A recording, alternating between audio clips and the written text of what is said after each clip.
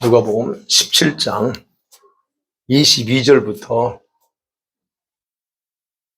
37절입니다.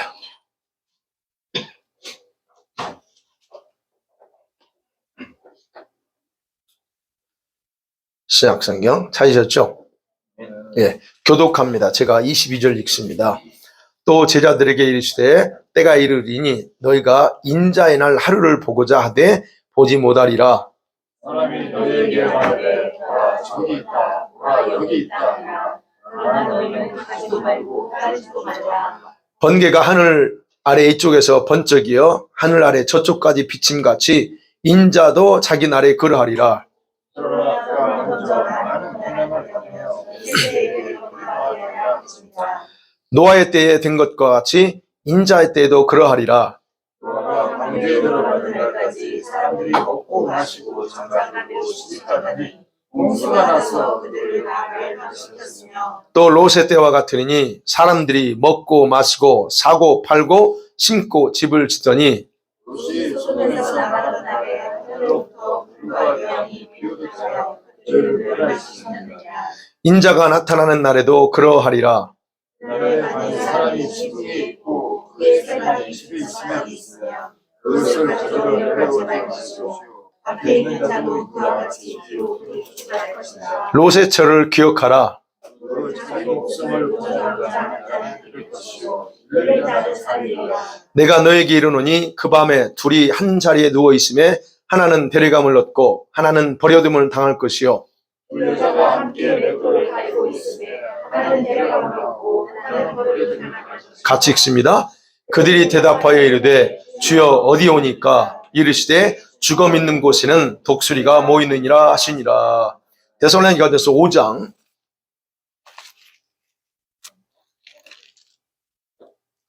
1절에서 3절입니다.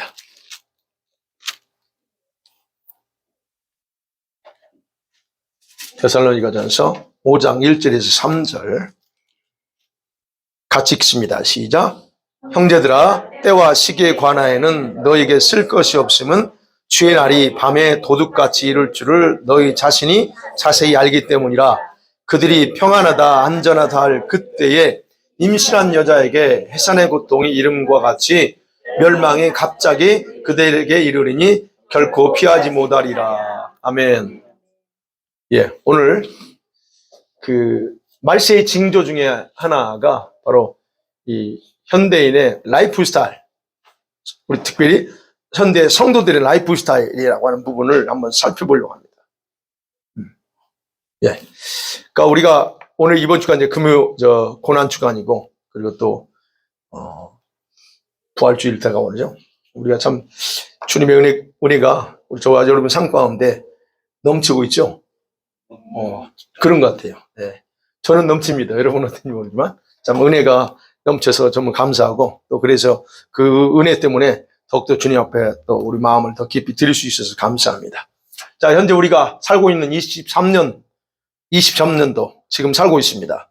근데 이거 하나님의 시간표를 볼 때 우리가 어느 시점에 살고 있다고 그랬어요? 요한계시록 6장에 네 번째인까지 그 진행되고 있는 그런 살고 있다라고 하고 말씀드렸습니다. 그리고 중요한 건 여러분 우리가 지금의 때를 알든 모르든 간에 우리가 분명한 것은 반드시 지금 때에 대한, 지금 우리가 살고 있는 시대에 대한 심각한 마음으로 우리 자신을 돌아보면서 살아야 된다라고 하는 것은 여러분이 변함이 없을 겁니다. 왜냐하면 우리에게는 아직 시간이 그래도 주어진 기회가 있기 때문에 우리가 좀 더 지금 주어진 시간 동안 준비할 수 있기 때문에 그렇다는 얘기예요.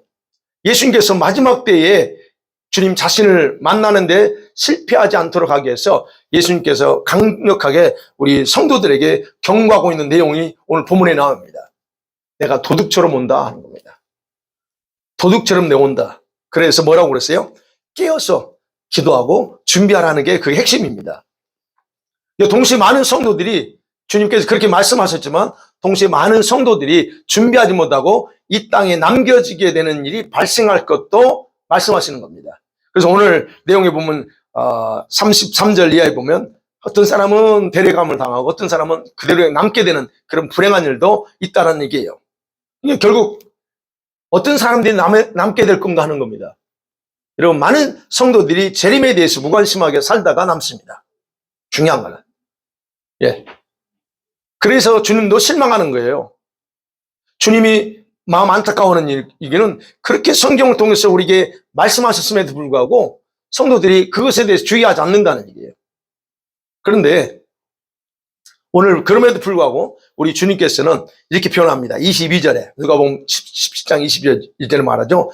너희가 인자의 날 하루를 보고자 하되 너는 못 본다. 그런 말씀합니다. 네. 그 하루가 어떤 날입니까? 인자의 날, 예수님의 날입니다. 주님 자신이 이 땅에 오실 날, 그날, 그 하루를 보고자 많은 성도들이 애쓰겠지만 보지 못한대요. 절대로 못 본대요. 그러니까 결국 뭐냐면, 그러면서 뭐라고 말씀하시면, 내가 임하는 건 23절에 그랬죠. 보라, 여기 있다 아주 그렇게 오지 않고 나가지 말래요. 그리고 24절에 뭐라고 말해요? 번개가 번쩍인 것처럼 그렇게 임한대요. 그러니까 사람들이 생각하는 방식으로 예수님은 오시지 않는다는 겁니다. 우리 일반적으로 예수 믿는 성도들이 생각하는 예수님의 재림을 어떻게 생각합니까? 그렇게 안 오신대요. 주님 표현하기를 뭐래요? 번개가 한순간에 번쩍인 것처럼 나는 그렇게 온다는 얘기예요. 우리가 전혀 예측하지 못하는 데 온대. 여러분, 번개가 언제 번개 칠지 아는 분 있습니까? 기상학자도 모릅니다. 아무도 몰라요. 그러면 우리가 예측은 가능합니다. 뭘 보면요? 예, 징조 보면, 날씨의 상황을 이렇게 보면 번개가 어느 정도 칠 것이, 언제쯤 칠 건가를 예측은 할 수 있지만, 그러나 아무도 모릅니다. 그러면 생각해봐야죠. 이 예수님의 비유처럼 생각하면 사람들이, 우리 성도들이 번개가 치는 날과 징조를 생각하지 않고 그냥 환한 대낮에 오늘 번개 치나 내일 치나 아무런 생각 없이 무턱대고 기다리는 사람들이 의외로 있다는 얘기예요. 그래서 이런 사람을 뭐라고 표현하면 좋을까요? 미련하다 그러는 겁니다. 왜 쓸데없이 환한 대낮에 번개 칠 걸 번개 혹시 모르니까 하고 나가냐 이거죠. 그때 다른 일 해야지.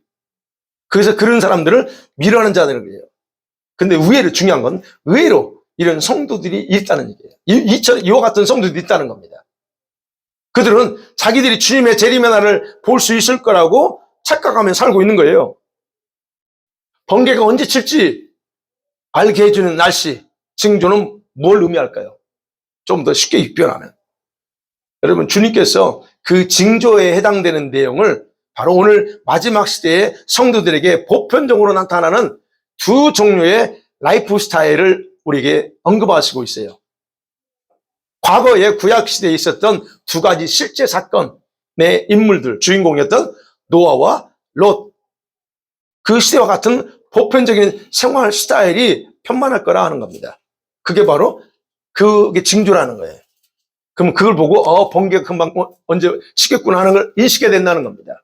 자, 첫 번째로 생각하는 거예요. 그래서 노아와 롯의 때의 생활 스타일이 뭐냐는 겁니다. 분명히 예수님께서 그랬죠?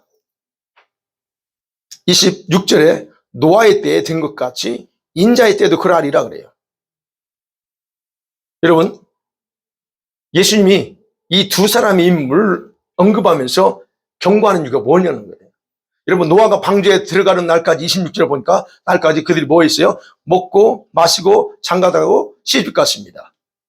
그 다음에 롯의 때도 28절에 보면 롯의 때는 역시 먹고 마시고 사고 팔고 그 다음에 집도 졌다. 거기서는 그렇게 표현되어 있습니다.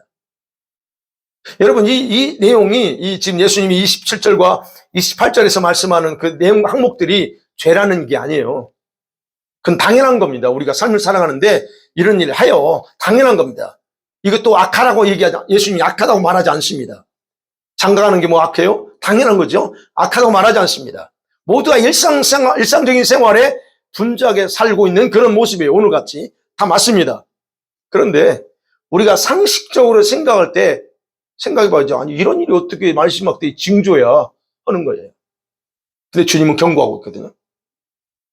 이게 하나의 징조의 사인이래요. 그러니까 결국 우리들의 상식으로 볼 때는 징조라고 말할 수 없어요. 근데 징조라고 얘기해요. 그러면 우리 상식보다는 예수님께서 이렇게 말씀하시는 핵심이 무엇인가를 아는 게 중요하다는 거죠.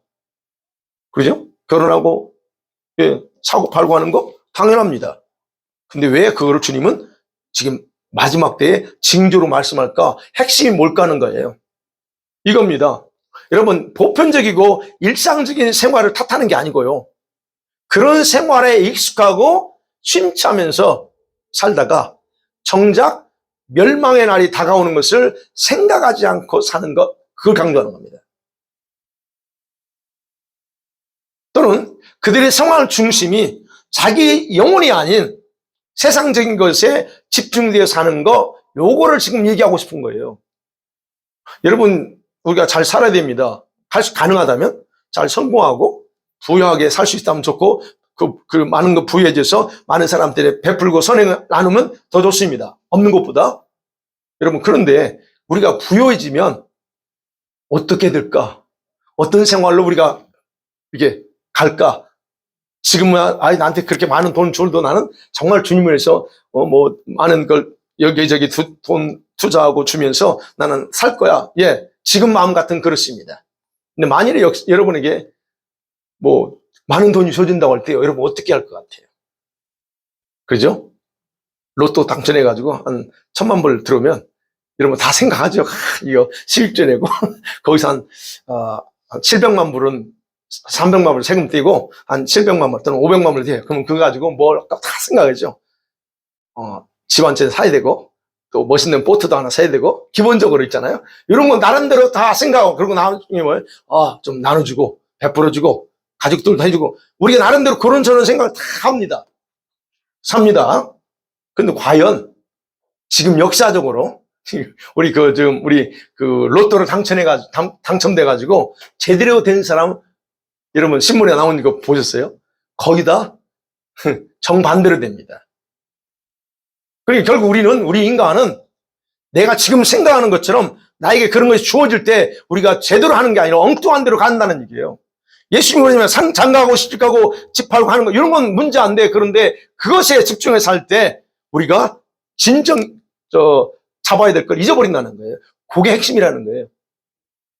그렇게 온 의식이 빼앗깁니다. 정신이 다 빼앗겨서 하나님의 심판이 온다는 그 말을 들어도 별 반응이 없는 거예요. 무감각하게 산다는 겁니다. 노아 때 그랬잖아요, 지금.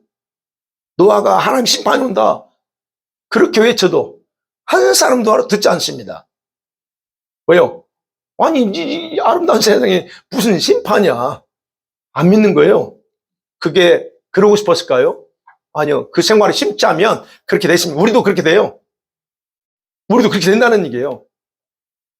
그들의 모든 관심이 뭐에 집중되어 있어요? 의식주에 집중되어 있었지 하나님의 심판과 멸망에는 관심을 두지 않았다는 얘기예요. 이게 문제입니다. 네. 그리고 노아 때는 어땠어요? 노아 때 비 온다고 자꾸 그랬어요. 근데 비가 내리는 걸 보면서도 이 비가 정말 오늘 노아가 말한 홍수의 비인가? 혹시 그럴 수 있잖아. 우리가 누가 뭔 얘기하면 혹시 이거 아니야? 라고 한번 의심을 가져볼 수도 있잖아요. 근데 여기서 보면 전혀 그런 생각조차 하지 못하고 삽니다. 그래서 뭐라고 그래요? 망해서 마지막 노아가 짐승들 다 집어넣고 그걸 보면서도 아무 짓도 안 합니다. 어떻게 그럴 수가 있느냐는 거예요. 노아가 방주를 만들었어요. 만들 때 그들이 어떻게 했어요? 비아냥 그랬죠. 저 미친 정신 나간 사람이라고 그러죠. 짐승들이 방주 들어가도 하지 않습니다. 노아는요, 그래서 베드로후서 2장 4절을 보면 계속적으로 복음을 전했어요. 뭘 전했어요? 하나님의 심판이 온다. 계속 전했습니다. 멸망당한다. 그냥 빨리 악에서 돌아서라고 하는 걸 메시지를 계속적으로 전했습니다. 살아남을 수 있는 방법. 근데 어느 누구도 노아의 말에 귀를 기울이지 않았다는 거예요. 근데 중요한 것은 악한 자들은 우리가 그렇다 쳐. 그런데 노아 당시에 이제 창세기 우리가 목요일 날 보겠지만 창세기 6장 망하기 전에 보세요. 거기에서 셈의 후손들, 믿음의 후손들이 있어요. 믿음의 후손들이 있었는데 그들마저도 듣지 않습니다. 왜 안 들어요? 왜 안 듣는 줄 아세요? 그래서 사람의 딸들을 모으고 타락해 가는 거예요. 그 부분이. 그러니까 그렇게 얘기해줘도 안 믿어요. 진짜. 그러니까 결국 보세요. 경건했던 셈의 후손들 중에서 경건했던 그자들, 그런 성도들도 세상에 악을 행하는 그런 악한 후손들처럼 동일하게 살면서 악을 밥 먹듯이 하는 거예요. 노아의 말을 안 들어요. 그래서 보편적으로 그랬대요. 모든 사람이 그런 것처럼 먹고 살고 즐기고 여기에 만족하면서 하나님께서 이렇게 좋은 세상을 심판한다고? 아이고 이제 좀 우리식으로 이제 좀 살만한데 아이 심판하면 안 되지. 이게 자동적으로 반응하는 겁니다. 그러니까 여러분 그런 상태에서 보세요. 자기도 모르게 자기 마음에 이런 것들이 나를 지배하고 있으면 그것에서 벗어나기가 쉽지 않다는 얘기예요. 여러분 그래서 반대라는 거예요. 지금 겸손하게 이렇게 가졌던 마음이 5년 후에도 10년 후에 계속 가면 좋은데 인간은 그렇지 않아. 쉽게 변질돼.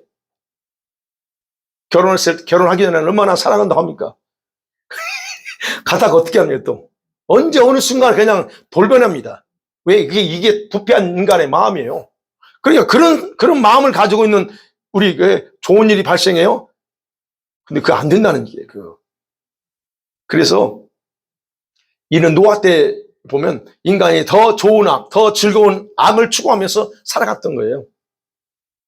그래서 노아나 롯의 때 사람들은 굉장히 그것을 악했다 그러고 그 악이 하늘에 닿았다라고 이 성경을 표현하고 있는 겁니다. 그런데 예수님께서 바로 그런 그들의 악함에 대한 것을 말하고 싶은 게 아니라 바로 심판이 임하기 전에 그 심판을 피할 시간이 있었다는 얘기예요.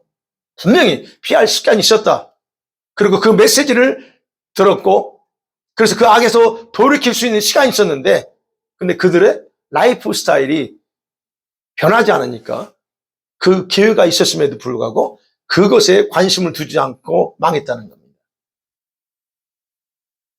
그러니까 여러분 우리가 잘 사는 게 우리가 희망하지만 잘 사는 게 때로는 복이 아닐 때가 있어요. 내가 신앙이 정확하게 내 이 물질관도 정확하고 내 삶의 인생관도 정확해야만이 그게 되지. 그렇지 않는 이상은 우리가 언제 바뀔지 모르기 때문에 그게 결국 축복이 안 되는 그런 경우도 있을 수 있다는 거. 어쨌든. 그러니까 그런 부분에 대해 주님이 그래서 얘기하는. 그래서 재림이 나도 예수님 오실 때에도 바로 동일하게 이런 라이프 스타일 이런 걸로 반복돼서 나타날 거라고 하는 경고입니다. 그래서 26절 했잖아요. 인자의 나이로도 그럴 거야 라고 해요. 내가 올 때도 이렇게 똑같대요. 그래서 과거에 있었던 일들이 그냥 있는 게 아니에요. 오늘을 위한 거울이에요. 그 있었던 거 올해도 있어요. 이게 있는 거예요, 주님이. 여러분, 그래서 우리가 기억하셔야 돼요. 저와 여러분은 절대로 이런 부분에서 넘어서서 안 되지만, 근데 많은 성도들이 지금 세상이 너무 악하게 돌아간다, 또는 세상이 이상하게 돌아간다라고 말하는 사람 많아요. 그러면서도 중요한 건 그러면서도 자신의 신앙을 돌아보지 않습니다. 자신의 현재 생활을 주님 앞에서 거룩하게 흠이 없게 하려고 생각하지 않고 살아간다는 거예요. 그러니까 여러분 아는 게 여러분 구원하는 게 아닙니다. 알았으면 어떻게 돼요? 안대로 행하는 게 여러분 구원하는 거예요.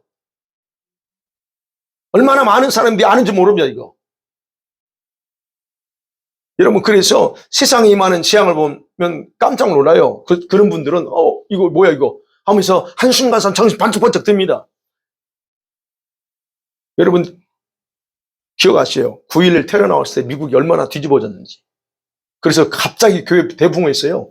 그러다가 잠깐 동안 그러다 다시 물밀이 쫙 빠져나갑니다. 이런 현상이에요. 잠깐 원래 어떤 일이 터지면 이거 뭐야 하고 또 하나님이 뭔가 한가 하면서 움직입니다. 근데 문제는 뭐가 문제예요? 자기들의 의식은 전혀 놀라거나 변함이 없어요.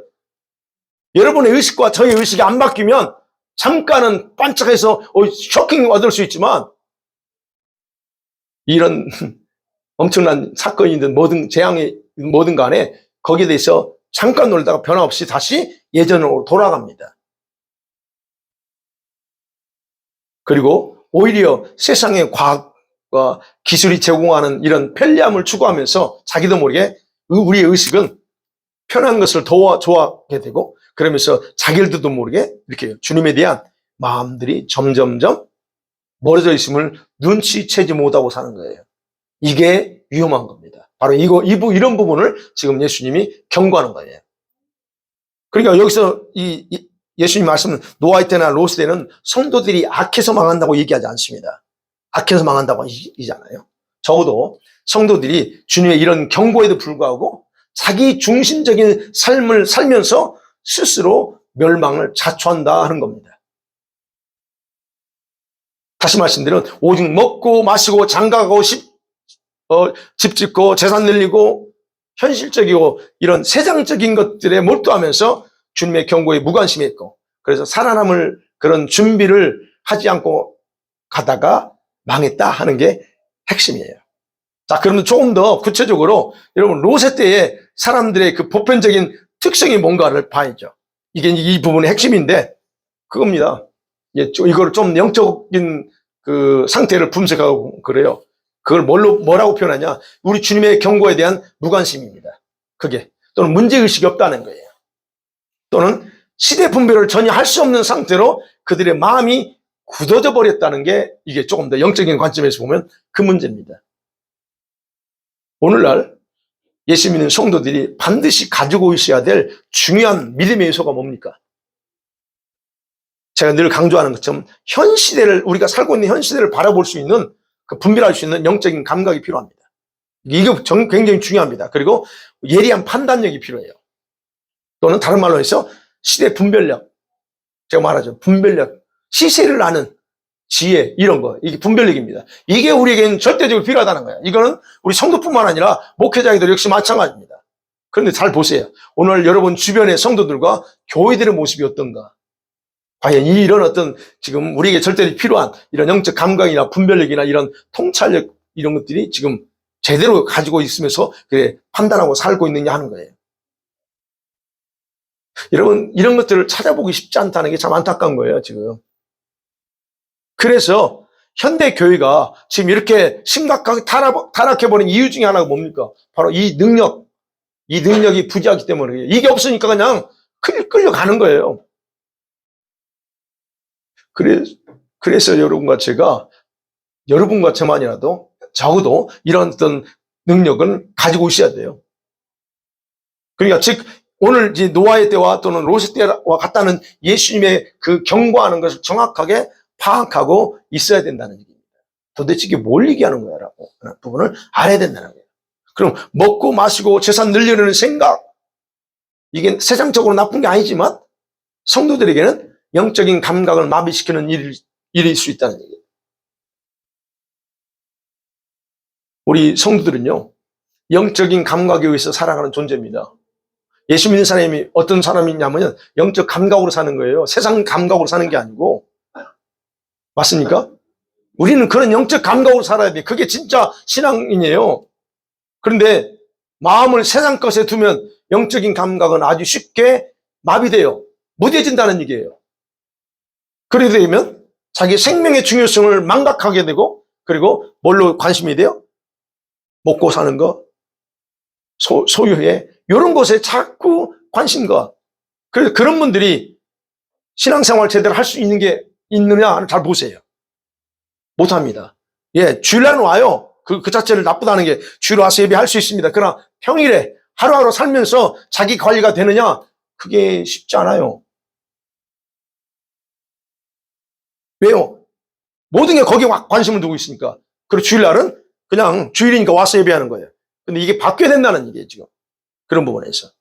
영적인 감각이, 시대 감각이 그래서 절대로 필요하다는 겁니다. 그렇다면 우리가 이 감각이 있으면 뭐가 중요한가? 먼저 프라이어리티를 정확하게 하고 나서 우리 삶을 그 다음 걸 한다는 얘기예요. 여러분이 바로 그거 하고 있잖아요. 제가 볼 때는 그래요, 여러분. 그걸 먼저 두고 그 다음에 나머지 거는 그냥 끌고 가는 거예요. 내가 끌려가는 게 아니고 내가 이런 것들은 끌고 가는 거예요. 왜? 나의 프라이어티는 딱 정해져 있어. 그러니까 그건 나머지는 그냥 내가 가면서 오는 거예요. 내가 거기에 치이는 게 아니고. 네. 그래서 이 영적인 감각이나 또는 시대적인 감각이 절대적으로 필요하다. 왜? 이거 없으면 저와 여러분은 낭패당합니다. 그 낭패가 뭔가를 주님이 지금 경고하는 거예요. 세상 사람들 그렇죠. 여러분, 세상 사람들은 그들의 소유나 그다음에 재산, 명예, 성공, 이게 여기서 세상의 가치를 두잖아요. 그렇지만 우리 성도들은 절대 그런 것에 집착하거나 미련을 두지 말라 하는 거. 여러분, 집착한다는 게 뭡니까? 집착한다. 그런 것들을 하나님 대신 의존의 대상으로 여기고 산다는 얘기예요. 예. 예수님은 그런 위험성을 경고했어요. 그런데 생각해봐야죠. 그럼 왜 예수님이 그거를 경고하고 계실까 하는 거예요? 왜요? 성경 보니까 그런 것들은 다 심판대 모듈이 다 없어져 버리고 사라질 것들이야. 그렇기 때문에 그 얘기하는 거예요. 네. 31절 보세요. 31절 한번 같이 볼까요? 시작. 그러나 아래 만일 사람이 지붕 위에 있고 내려가지 말 것이요 밭에 있는 자도 그와 같이 뒤로 돌이키지 말 것이라. 예, 집안 안에 억만금을 갖다 놓고 은행에 뭐 10,000 아니 10 아니야 100,000 밀리언을 가지고 갔다 있어도 가지 말아요. 왜요? 그건 다 없어져. 왜? 지금 가장 중요한 게 뭡니까? 생명이 지금 자기 생명. 그러니까 그 얘기하는 거예요. 그래서 로세처를 생각하라고 그러죠. 로세처가 왜 그랬어요? 왜 죽습니까? 그 밀두지 마. 근데 왜 돌아봐? 그래서 가는 겁니다.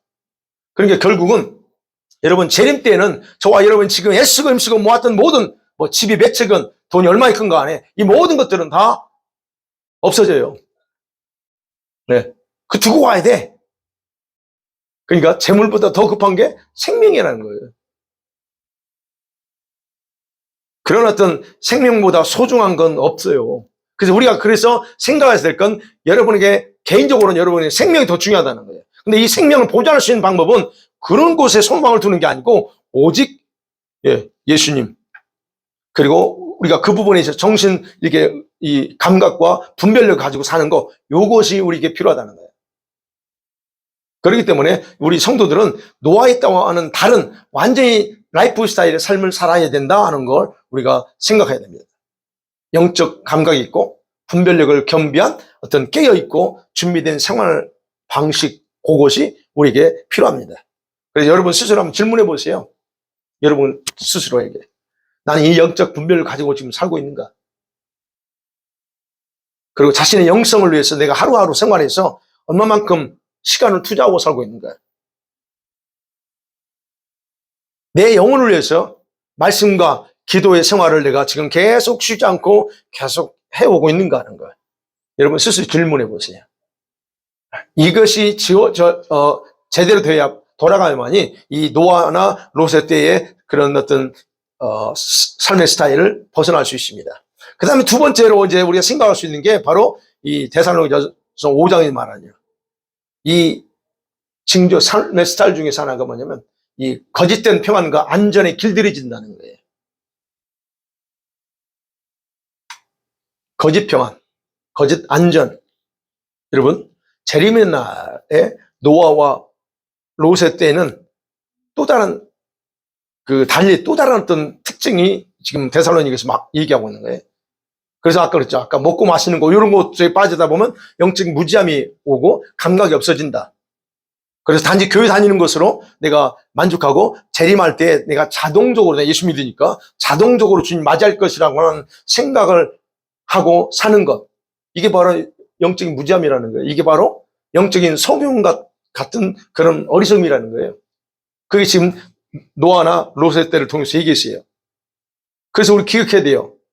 과연 여러분이 어떤 생각을 하고 신앙생활을 할지라도 그런 생각들이 주님께서 인정할 수 있을까 하는 거예요. 오해하지 마세요. 여러분과 저는 주님이 가장 사랑하는 아들딸입니다. 절대 여러분과 저를 버리진 않습니다. 그러나 그거하고 실제로 내가 이렇게 살고 즉 주님 맞이할 준비하지 않고 또 지금 여기서 말하는 거 내가 예수 믿으니 자동적으로 주님 나를 와서 데려가시고 뭐 영광스럽게 할 거라고 하고 그렇게 생각하고 사는 그 생각 자체를 주님이 인정할까 하는 거예요. 보고 그걸 정확하게 분별해야 된다는 얘기예요. 그래서 예수님이 이걸 경고하는 겁니다. 우리의 그런 생각들이 잘못됐다는 걸 알려주기 위해서 경고하는 거예요. 그런 생각과 다르게 많은 사람들이 불행당할 것을 알고 경고하는 거예요. 그러면 생각해 봐야죠. 우리 예수 믿는 성도들에게 왜 영적인 무지함이 생기죠? 와, 내가 왜 영적으로 무지하죠? 나는 왜 영적인 분별력 없고 통찰력이 없게 될까요? 영적으로 무지함, 다른 거잖아. 무지함이라고는 아까는 말한 거 여러분에게 감각이 없으면 무지해집니다. 영적 분별력이 없으면 무지함으로 행동하게 돼 있어요. 판단하게 돼 있어요. 그러니까 자신이 영적 소경인지 모르고 사는 거예요. 그런데 마지막 때에 정말 영적인 감각과 분별력이 중요한가를 생각하고 기도해야 되는 이유가 바로 여기 있는 거예요. 제가 늘 단순히 교회 다니고 나 예수 믿는 사람이야, 이걸로 여러분 만족해서는 스스로 망하는 길 갈 수 있다는 거예요. 만일에 여러분에게 어떤 믿음을 가지고 있든 간에, 또는 어떤 희망을 가지고 있든 간에, 여러분이 이런 영적 감각이 없다면 성도들은요, 거짓을 자연스럽게 받아들이게 돼 있어요. 이게 문제예요. 그리고 미혹에 쉽게 넘어갑니다. 미혹이 무슨 미혹입니까? 외부에서 오는 미혹도 있지만 자기 스스로 자기 자신을 속여요. 자기가 자기를 속입니다. 이게 가장 심각한 미혹입니다. 여러분 들어보셨어요? 누가 속이는 게 아니에요. 여러분 스스로 속여요. 나는 괜찮아. 이게 누굴 속이는 거예요? 자기는 지금 괜찮지 않은데 나는 자꾸 위로해. 난 괜찮아. 왜 위로하죠? 자기 속이는 건데 안 괜찮아요. 안 괜찮으면 안 괜찮다고 얘기해야 되는데 좋아질까요? 희망. 우리가 이제 살면서 희망은 필요합니다. 그런데 자기 자신의 정체, 실체를 보고 가는 건 희망으로 말하면 안 됩니다. 실제로 봐야 돼요. 내가 아파. 그럼 아프다고 그래야지. 아픈데도 난 안 아파. 나는 좋아질 거야. 잘 분리해서 이해하세요? 예, 그거는 우리가 여러분에게 스스로 이겨나가기 위해서 주님 믿음을 이겨나가는 그거 필요합니다. 그러나 여러분의 실체, 영적 실체나 상태를 볼 때는 실제로 봐야 된다는 거예요. 그래서 주님 앞에서 내가 아프면 주님 앞에 아프다고 얘기해요. 고백하라는 거예요. 주님, 내가 영적인 무지합니다. 이걸 얘기해야 되는데 반대로 얘기한단 말이에요. 그 얘기하는 거 제가 말씀드려요.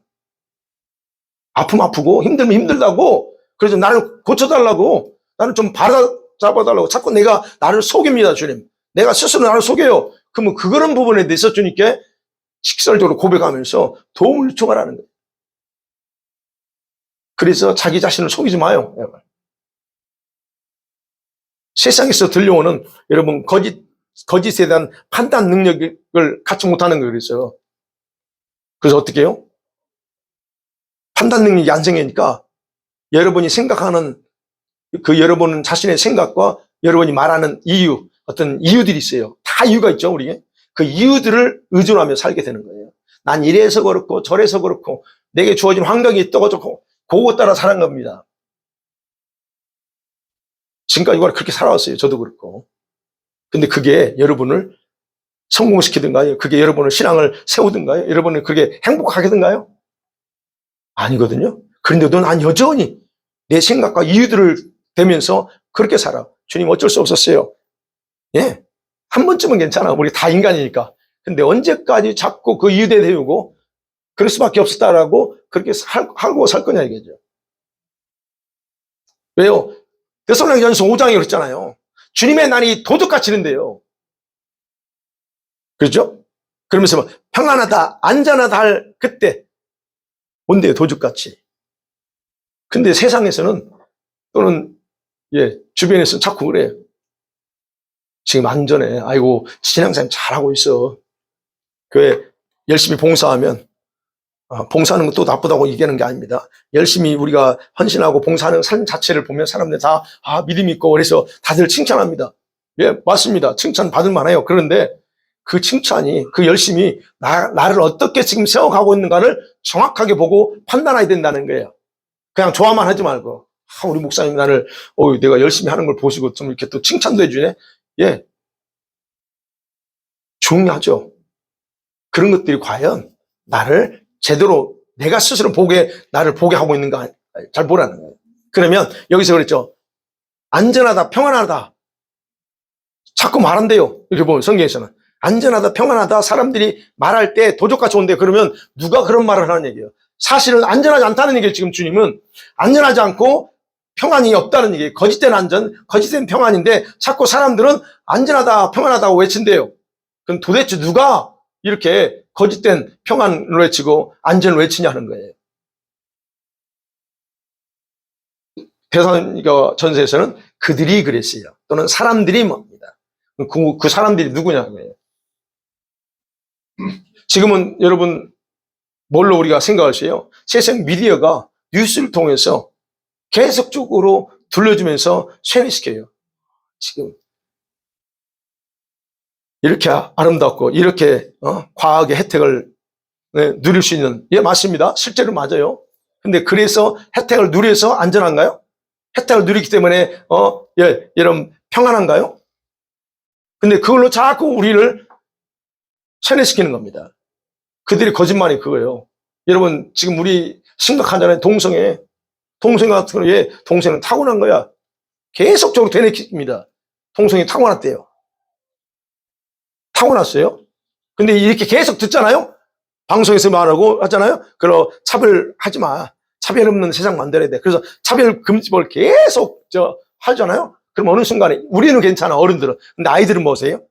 벌써 이 의식적으로 사상적으로 가는 거예요. 이게 속이는 거예요. 전쟁 없는 평안한 세상을 만들려면 목적이 거의 세상의 평화예요. 그럼 뭡니까? 세계가 하나의 목적을 가져야 돼. 하나의 목적. 얼마나 좋습니까? 맞죠? 하나의 목적. 세상 평화. 싸우지 않고. 그래서 뭐 하자는 거예요? 그래서 Great Reset을 해야 돼. 그 얘기하는 겁니다. Great Reset을 해야 돼요. 그런 말들 누가 합니까? 요 세상에서 그래요. 자, 기후변화 때문에 지금 지구가 망해가고 있어. 그러니까 어떻게 해야 돼요? 전기차로 다 바꿔야 돼. 전기차로 다 바꿔야 돼요. 그죠? 26년, 27년부터는 지금 이제 그 전기차 중심 생산한다고 그래요. 그래서 이제 가솔린 차를 만들지 않겠다고 각국에서 그렇게 얘기하잖아요. 그런 일들을 해요. 그러면 뭐예요? 그렇게 하게 되면 편안하고 안전해질 거라는 거예요. 제가 이제 정치적인 부분, 일반적인 걸 말씀드리는 거예요. 또 그것만 있습니까? AI가 나오면 의사들이나 힘든 업무들은 쉬워지고 너무 편해져요. 여러분 AI의 장점이 있어요. 그것만 내세운단 말이에요. 문제는 그것만 내세우면 사람들은 다 그걸로 빠져가네요. 그게 바로 그렇게 해서 편해진대요. 여러분 그렇게 브레인워시를 시키는 상황에서 계속적으로 반복해서 듣고 반복해서 보고 해봐요. 그럼 뭐라고 그래요? 지금 스스로 세상은 진짜 살기 편하고 안전하게 돌아가는구나 라고 스스로 믿게 돼 있어요. 얼마나 편합니까? 길값 아끼고 차 운전하면서 쇼핑하다 안 해요. 앉아서 집에서 이거 가지고 그냥 쭉쭉 해서 온라인 오더하면 됩니다. 얼마나 좋아요. 이게 언제부터 그랬어요? 이게 점점 그런 식으로 가요.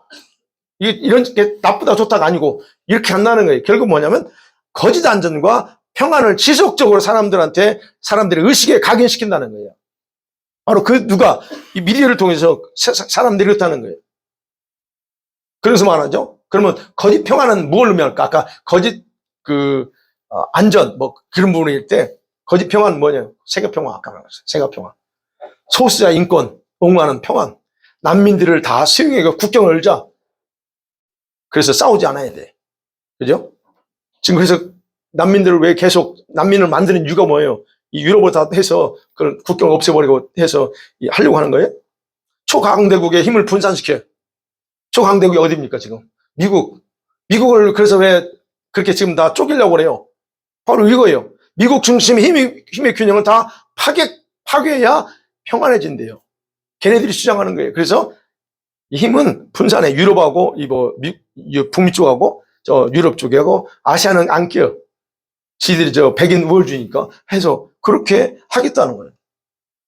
또 빈부격차를 줄이기 위해서 공공 혜택을 누리는 정책을 만들자. 여러분 이런 것들, 또는 여러분 그린 뉴딜 정책 아시죠?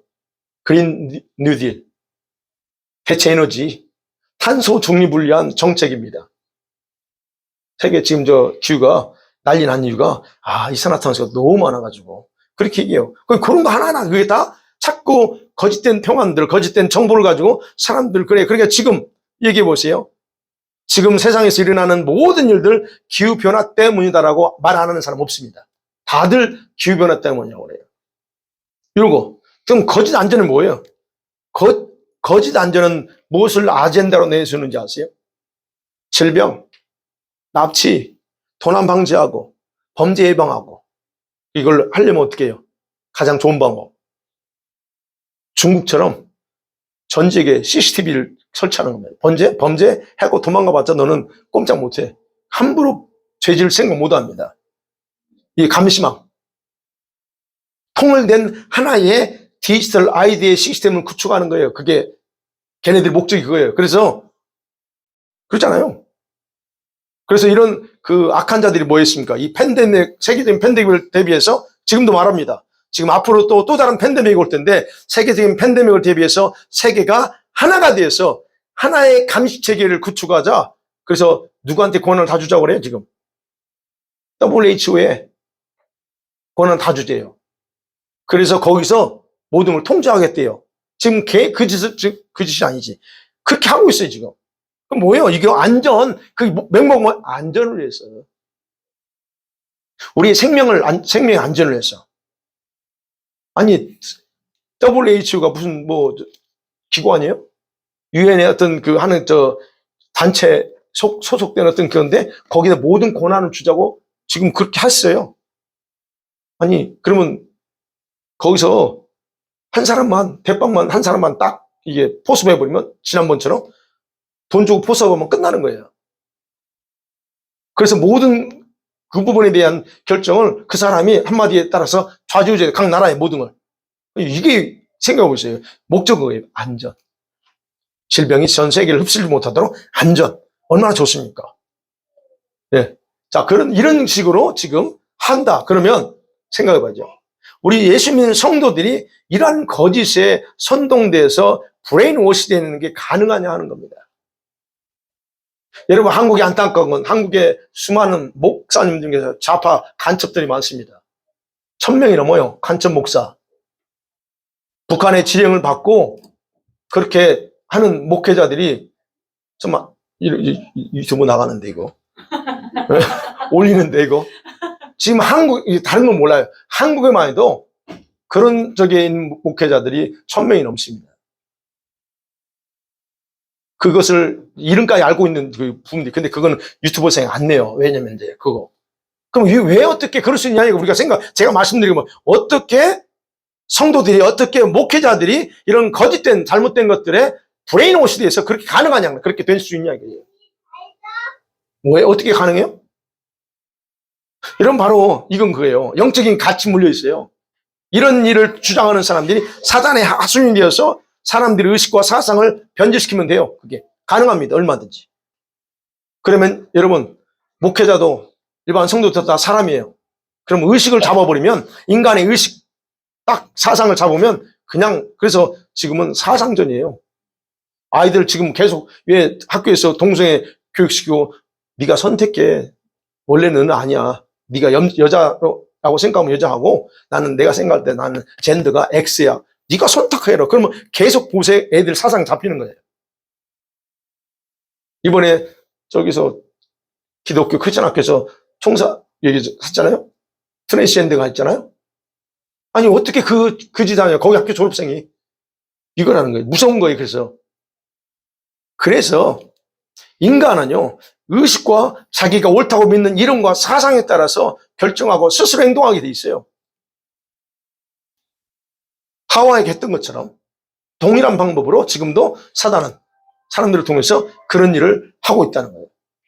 그러면 생각해요. 우리 성도들이 바로 이러한 거짓 평안과 안전에 쇠뇌되면 어떤 일이 벌일까? 저들이 미디어를 통해서 계속 거짓말해도 다 믿게 돼요. 자연스럽게 순응하는 태도로 반응한다는 거예요. 네.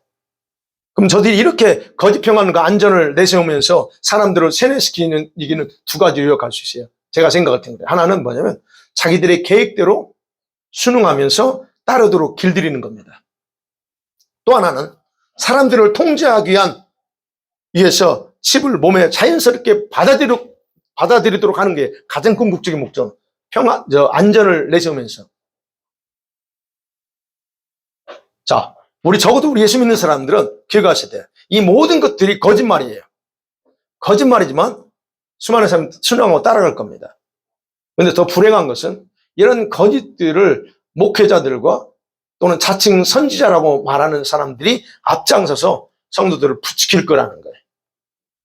자, 이런 거짓에 길들여지는 걸 막기 위해서 바울이 명령하고 있는 거예요. 뭐라고 명령합니까? 바로 안전하다, 편하다라고 말하는 거짓이 일어나거든 너희 정신 똑바로 차리라는 거예요. 그 이제 뒤에 읽어보면 임신한 여자에게 해산의 고통이 순식간에 임한 것처럼 그들에게 멸망이 가까이 온다. 그래서 우리는 뭐 해야 되냐? 우리는 다른 사람들과 같이 자지 말고 오직께서 정신 차리라 그럽니다. 그리고 정신 차리고 믿음과 사랑의 방패막을 가슴에 붙이고 머리에는 구원의 소망의 투구를 쓰라. 그게 지금 바울이 그 데살로니가전서 5장에서 말하는 핵심입니다. 사랑하는 성도 여러분, 말씀 맺어보죠. 여러분, 주님이 오실 때가 가까워졌을 때 세상에 보편적으로 일어날 스타일, 생활 스타일이죠. 거짓된 사상에 대해서 이렇게 두 가지로 살펴보았습니다. 여러분, 미디어가 계속 발달합니다. 그래서 지금 세상은 지구촌이라고 말합니다. 그럼 모든 것이 지금 급속도로 발전하고 변화가 빨리 돌아가고 있어요. 그죠? 그건 아시죠? 그렇다면 예수께서 말세의 징조에 대해서 말씀하셨을 때에 일어날 거라고 예언했던 모든 사건과 사고들은 과거 어느 한 지역에 국한되지 않아요. 전 세계적이어야 된다는 걸 여러분 우리가 인정해야 됩니다. 그래서 지구촌 시대라고 한다면 어느 한 나라에서 일어나는 정치적인 경제적인 이슈는 다른 나라에도 그대로 영향을 준다는 의미라는 얘기예요. 무슨 말인지 알겠죠?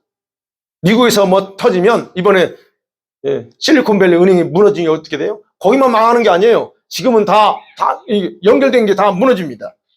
그러니까 결국 어떤 재앙이 일어나면 전 세계적으로 확산되는 것이 빨라지게 될 것이고 이에 대한 대책도 동일한 방식으로 밀고 나갈 거라는 거예요. 아까 말씀드린 WHO에게 다 주자. 그 나가는 거라는 거예요.